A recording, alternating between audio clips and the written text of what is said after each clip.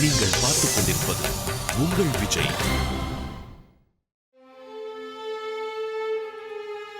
மிஷ்கின் திருப்பி இன்னொரு காவியத்தை கொடுத்துட்டீங்க. ஒரு 2-3 வருஷத்தில் பார்த்த மிகச்சிறந்த படம் இது. ஒரு ஆங்கில படத்துக்கான அத்தனை தரமும் இது. மிஸ்கின் மட்டும் ஒவ்வொரு தடவையும் ஒரு புது மொழியை சொல்லி கொடுத்துக்கிட்டே இருக்காப்புல. நாமெல்லாம் கொண்டாடப்பட வேண்டிய ஒரு கலைஞனுடைய சிறந்த படைப்பு.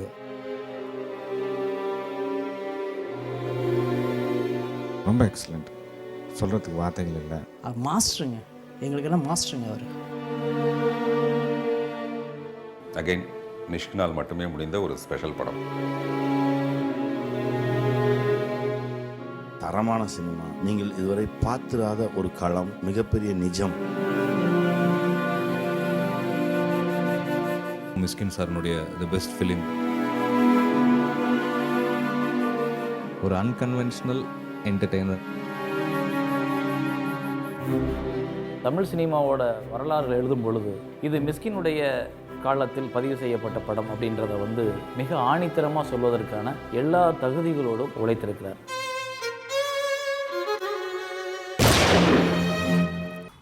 ஓனாயும் ஆட்டுக்குட்டியும் அந்த டைட்டில்லே 2 கேரக்டர்ஸ் இருக்குது. 2 ஆப்போசிட் போல்ஸ், 2 கேரக்டர்ஸு. ஒரு மோசமான மனிதன், ஒரு நல்ல இளைஞன். இது 2 பேரும் சேர்ந்தால் என்ன ஆகும்? தங்களுக்குள்ளே இருக்க கேரக்டர்ஸ் அவங்க உத்து பார்க்குறாங்க. அந்த ஓனாயை உத்து பார்க்குது, ஆட்டுக்குட்டி உள்ளே உத்து பார்க்குது. அதுக்குள்ளே வேறு எதிர் கேரக்டர்ஸ் இருக்கான்னு சொல்லி பார்க்குறது தான் ஓனாயும் ஆட்டுக்குட்டியும்.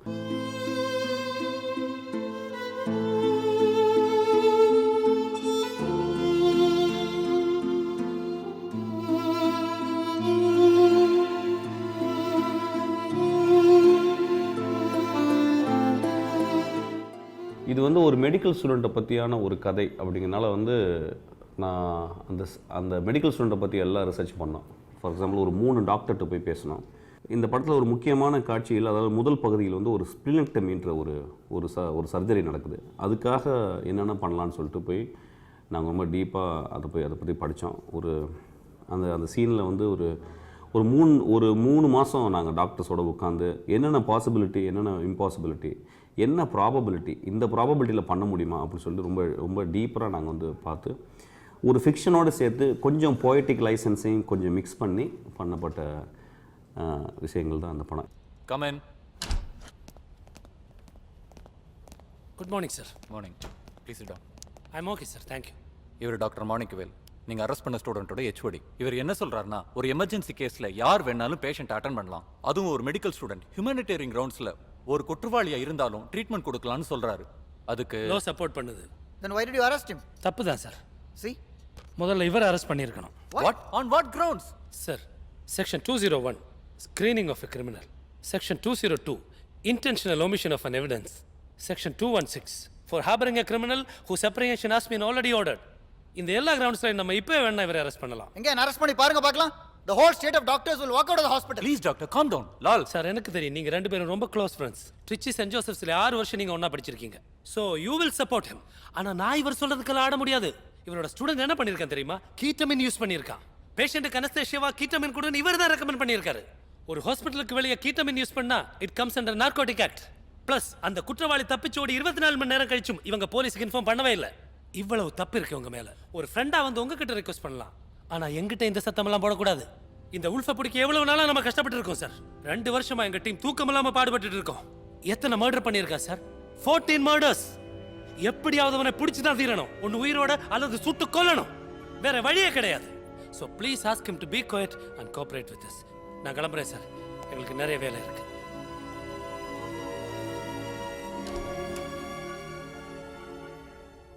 அதுக்கப்புறம் யூஸ்வலாக ஒரு ட்ரெயினை போயிட்டு ட்ரெயின் ஃபுல்லாக மெஷர் பண்ணி ட்ரெயின் சம்மந்தமான காட்சிகளை புதுசாக சில ரிக்ஸ் எல்லாம் ஃபேப்ரிகேட் பண்ணி, அதுக்கப்புறம் காவல்துறை டீப்பராக உள்ளே போயிட்டு ஒரு சிபிசிஐடி ஆஃபீஸர் எப்படி ஒர்க் பண்ணுறாரு, காவல்துறை எப்படி ஒர்க் பண்ணுறாங்க, நைட்டில் அவங்க போய் எப்படி ஒர்க் பண்ணுறாங்கலாம் பார்த்துட்டு ஒரு டீட்டெயிலாக நாங்கள் ஒரு ரிசர்ச் பண்ணப்பட்ட படம் தான் ஓனாயும் ஆட்டுக்குட்டியும்.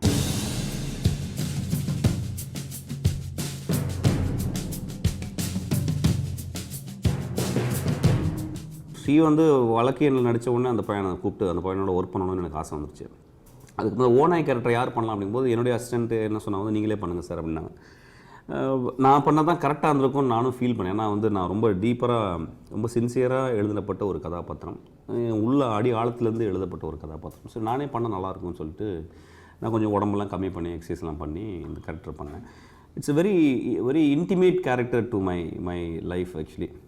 இந்த கதாபாத்திரம் பண்ணி முடிச்ச மாதிரி ரொம்ப I was so moved actually. நான் ரொம்ப எனக்குள்ளே வந்து ஏதோ எனக்கு ஒரு பரிமாணம் வேறு ஒரு டிரான்ஸ்ஃபார்மேஷன் வந்தது மாதிரி நான் ஃபீல் பண்ணேன். So it's very very beautiful character to render on screen. ஏய் உன் செல்லு கொடு. ஏய்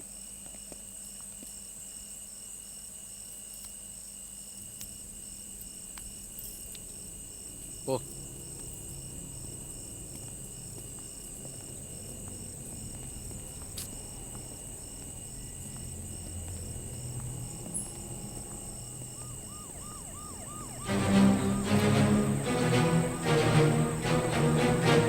முட்டி போடு.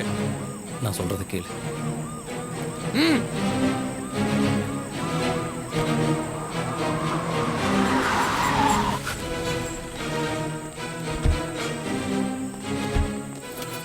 எங்களே ஏமாத்துற நீ. ஏய் அடி எங்க ஐயாவை ஏமாத்துற நீ. ஏய் அடி. ஏய் சிகாரம் உல்பியா உல்பு. டேய் நீ தானே அவனை தப்பிக்க வச்ச? சார் நான் தான் சார் பிடிச்சேன். என்னது புடிச்சியா? எங்க கண்ண கூட உங்களை எல்லாம் நம்ப முடியாது சார். நீங்க முதல்ல கமிஷனர் கூப்பிடுங்க. யோ போய் அந்த வாக்கி டாக் எடுத்துட்டு வாயா.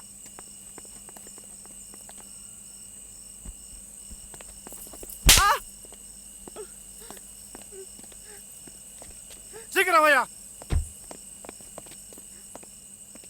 சார் உங்களுக்கு எப்படியோ ப்ரொமோஷன் கிடைச்சிரும். அப்படி எனக்கும் ஒரு ப்ரொமோஷன். மிஷ்கின் திருப்பி இன்னொரு காவியத்தை கொடுத்துட்டீங்க. ரொம்ப அருமையான படம் இது. இது வார்த்தையில் சொல்ல முடியாது. மிஷ்கின் இந்த சினிமாவை அடுத்த கட்டத்துக்கு கொண்டு போயிட்டுருக்காரு. இப்போ தான் படம் பார்த்தேன். அதனால் வந்து terribly moved by the film. எல்லா பெர்ஃபார்ம் பண்ணக்கூடிய மிகச்சிறந்த நடிகராக நான் மிஷ்கினை பார்த்தேன். ஒரு 2-3 வருஷத்தில் பார்த்த மிகச்சிறந்த படம் இது. சில காலகட்டங்களை குறிப்பிடுவோம் நம்ம. இது வந்து மகேந்திரன் சார் பீரியடில் வந்த படம், இது பாலுமகேந்திரா சார் பீரியடில் உள்ள படம், இது வந்து பாரதிராஜா சார் பீரியடில் உள்ள படங்கள் அப்படின்ட்டு. அதுபோல் தமிழ் சினிமாவோட வரலாறு எழுதும் பொழுது இந்த ஓநாயும் ஆட்டுக்குட்டியும் வந்து ஒரு முக்கியமான இடத்தை பிடிச்சு, இது மிஸ்கினுடைய காலத்தில் பதிவு செய்யப்பட்ட படம் அப்படின்றத வந்து மிக ஆணித்தரமாக சொல்வதற்கான எல்லா தகுதிகளோடும் மிஸ்கின் இந்த படத்தில் உழைத்திருக்கிறார். நீங்கள் பார்த்துக் கொண்டிருப்பது உங்கள் விஜய்.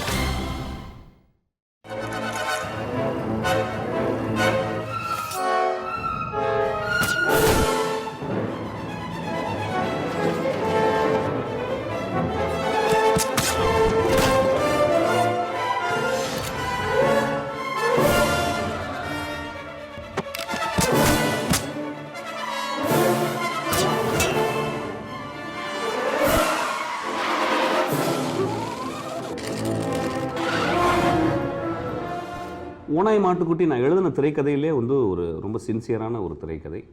நான் எடுத்த படங்கள்லே வந்து ரொம்ப சின்சியரான படம். ஏன்னா நானே தயாரித்த படம். அதில் எந்த ஒரு காம்ப்ரமைஸும் பண்ணல. ஒரு பாடல் வைக்கல, ஒரு குத்துப்பாட்டு வைக்கல, ஒரு ட்ராக் காமெடி இல்லை. இப்போ வழக்கமான சினிமாவில் இருக்க எல்லா அது so called the formulaic commercial ingredients எதுவுமே நான் வந்து உள்ளே சேர்க்கலை. ரொம்ப சுத்தமாக பண்ணப்பட்ட ஒரு படம். அதனால் வந்து எனக்கு ஓனாய் மாட்டுக்குட்டி is one of my it comes very close to my heart. I think நான் பண்ண 6 படங்கள்லே இது வந்து ஒரு நல்ல படம்னு நான் சொல்லுவேன் ஆக்சுவலி.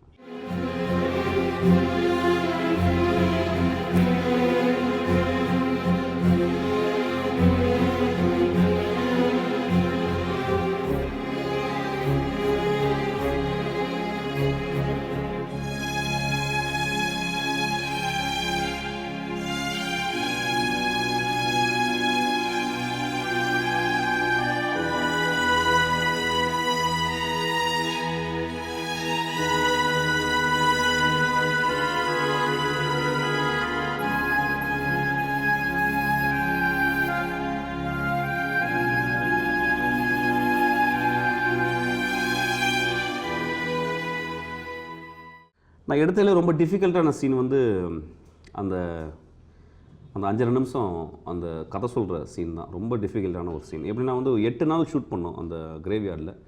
ஸோ நான் ஒவ்வொரு நாளும் தள்ளி போட்டுக்கிட்டே வந்தேன். அந்த சீனை பண்ண முடியாது, இன்றைக்கி பண்ண முடியாது, நாளைக்கு பண்ண முடியாதுன்னு சொல்லிட்டு அப்புறம் கடைசி நாள் 8வது நாள் பண்ணியே ஆகணுன்ற நிலைமை ஆச்சு. ஸோ அதுதான் லாஸ்ட்டு ஷாட்டு படத்தில் அந்த சீனில் அந்த ஏரியாவில். எனக்கு அந்த 20-25 பேஜ் டயலாக் வந்து மனப்பாடம் பண்ண முடியல.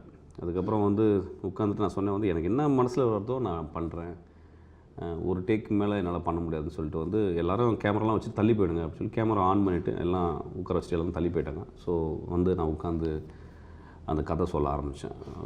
கதை சொல்லி முடிச்சுட்டு நான் அழுதுகிட்டே இருக்கேன், எனக்கு என்ன நடக்குதுன்னே தெரில. அப்புறம் நானே எந்திரிச்ச உடனே எல்லோரும் வந்து என்னை பிடிச்சாங்க. எனக்கு முடி மயக்கம் வந்துருச்சு actually. So I think the best scene, ரொம்ப கஷ்டமான சீனு, ரொம்ப ஆத்மாவுக்குள்ளேருந்து வந்த சீன் நினைக்கிறேன். ஆக்சுவலாக நான் எழுதும்போதே பயங்கரமாக அழுதுட்டேன். அந்த சீன் எழுதும்போதே ஐ ரிமெம்பர் ஃபிலிப் கிளாஸுடைய மியூசிக் வந்து திரோல் சிம்ஃபனியில் வந்து ஒரு செகண்ட் மூமெண்ட் போட்டுட்டு நான் கேட்டுகிட்டே தான் அந்த சீனை எழுதினேன். It was a moving experience to write that scene. நான் பயங்கரமாக அழுதேன் ஆக்சுவலாக. ஸோ அது நான் படத்தில் நடிக்கும்போதும் எனக்கு அது ரொம்ப சின்சியராக இருந்துச்சுன்னு நினைக்கிறேன். So I was able to come out with something very very pristine and very எப்படி சொல்கிறது வந்து ரொம்ப ரொம்ப ட்ரூத்ஃபுல் எமோஷனாக இருந்துச்சு. That was the best scene of my movie.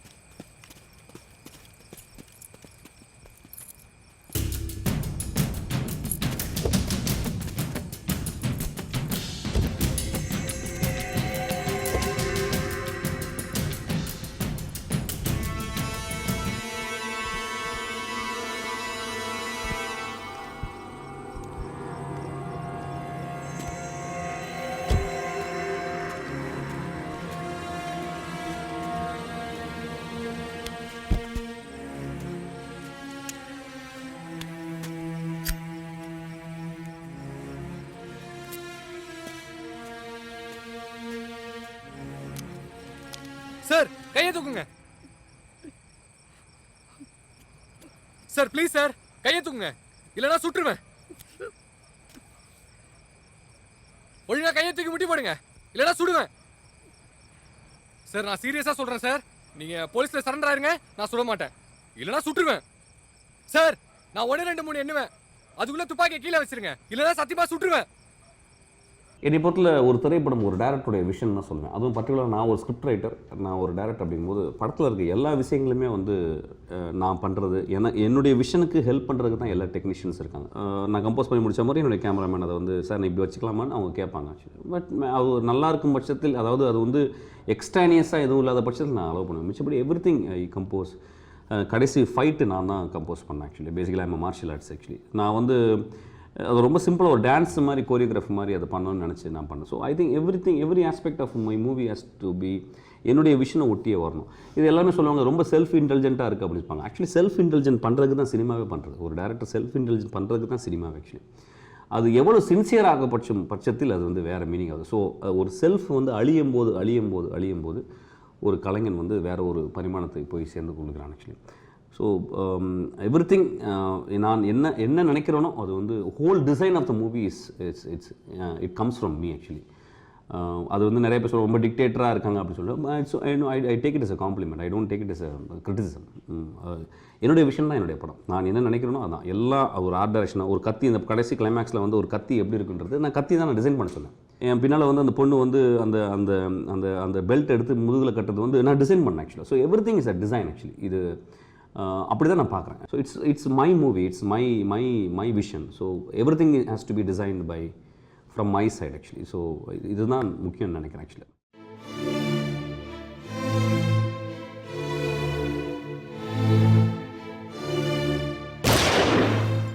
இந்த படத்தின் கேமராமேன் வந்து வெரி சென்சிபிள் கேமராமேன். ஃபஸ்ட்டு 10 நாட்கள் எனக்கும் அவனுக்கும் பெரிய ஒரு உறவே வரல. ஏன்னா அவன் ஒரு மாதிரி பாம்பே டைப் ஆஃப் மூவி மேக்கிங்லேருந்து வந்தவன், நான் வந்து ரொம்ப க்ரூடான மூவி மேக்கிங் பண்ணுறவன்.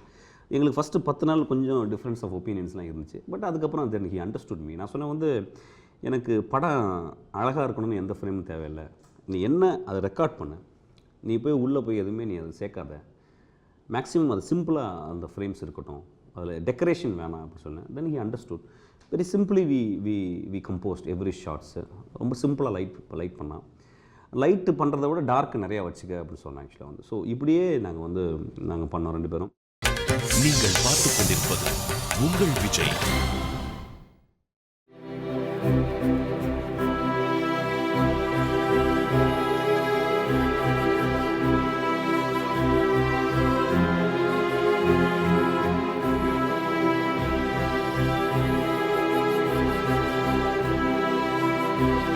இளையராஜாவோட ஏற்கனவே நந்தலாலில் ஒர்க் பண்ணியிருக்கேன். இது வந்து நல்ல படங்கள் பண்ணும் போதெல்லாம் இளையராஜா கிட்ட போகணுன்னு எனக்கு ஒரு ஆசை. ஏன்னா வந்து எனக்கு சினிமா அப்படின்னா என்னென்னு தெரிஞ்சது இளையராஜா பாடல்களை கேட்டு தான் ஆக்சுவலாக.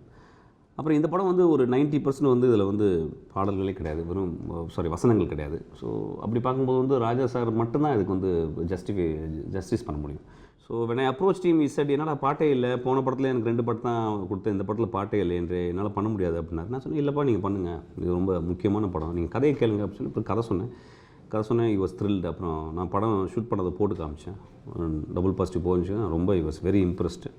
ரொம்ப அழகான மியூசிக் பண்ணியிருக்காரு. அந்த ஒரு மியூசிக் வந்து இப்போ நீ உலகம் ஃபுல்லாக நீ கேட்டுக்கிருக்கோம் ஆக்சுவலாக. ரொம்ப அந்த படம் அவர் இல்லாமல் அந்த படம் முழுமையாக அடைஞ்சிருக்குது ஆக்சுவலாக வந்து. ஸோ அது ஒரு 3வது கேரக்டர் தான் அவர் படத்தில். ஓனாயும் ஆட்டுக்குட்டியும் ஒரு கடவுளும் அப்படின்னு சொல்லி ஒரு படத்தின் பெயரே சொல்லலாம் ஆக்சுவலாக. அப்படி தான் அவர் இந்த படத்தை வந்து பண்ணியிருக்காரு.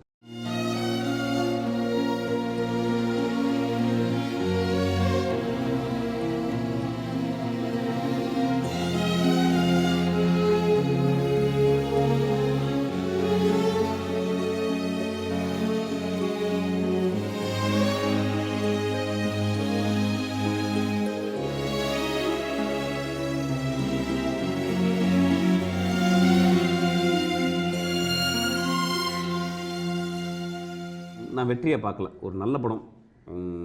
இது மக்கள் வந்து பார்த்துட்டு ரொம்ப ரசிக்கும் போது ரொம்ப சந்தோஷமாக இருக்குது. நான் தியேட்டர்லாம் போகும்போது என்னை கட்டி பிடிச்சி முத்தங்கள் கொடுக்குறாங்க, இது ரொம்ப நல்லாயிருக்கு மிஷின் அப்படின்னு சொன்னது வந்து I am so mood actually.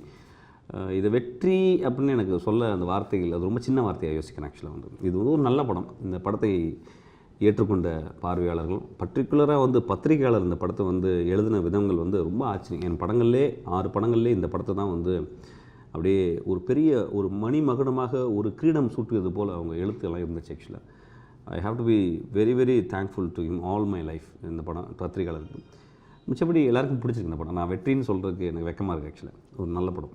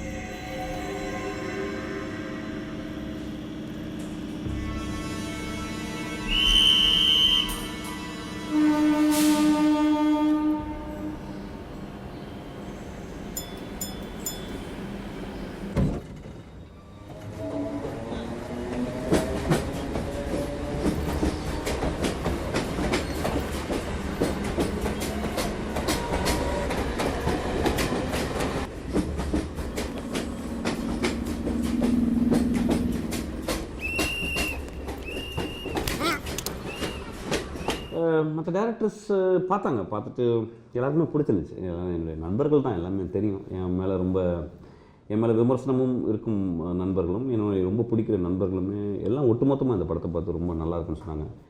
Sasi ரொம்ப சொன்னார். அப்புறம் வசந்தபாலன் வந்து அவருடைய பிளாகில் எழுதியிருந்தார். என்னையை பற்றி எதுவுமே தெரியாத செல்வராகவன் வந்து அவருடைய பிளாகில் வந்து ஏதோ அவருடைய ஃபேஸ்புக்கில் ஏதோ அதை அனுப்பியிருந்ததை சொன்னாங்க அசிஸ்டன்ஸு. ரொம்ப சந்தோஷமாக இருந்துச்சு.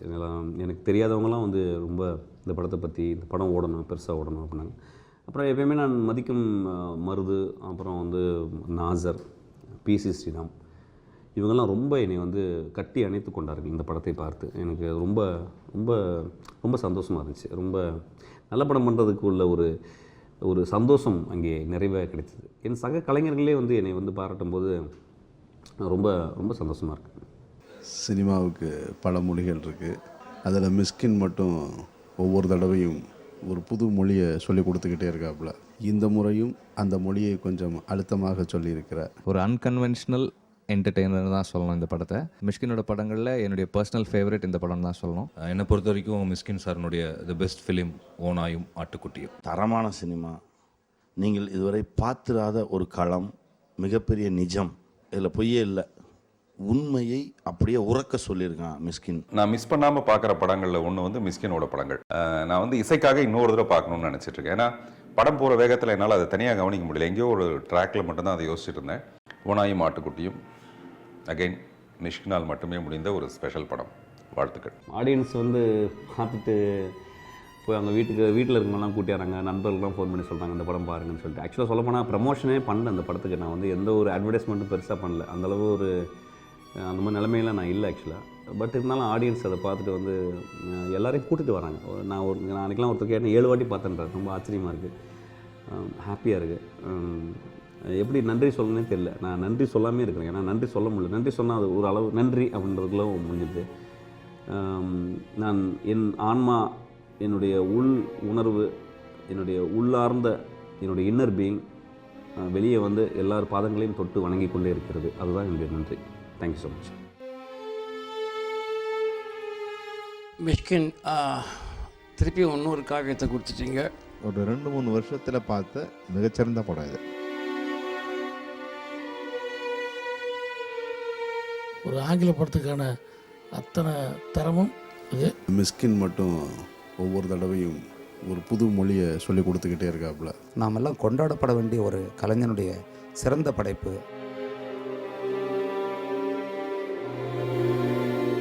ரொம்ப எக்ஸலண்ட், சொல்கிறதுக்கு வார்த்தைகள் இல்லை.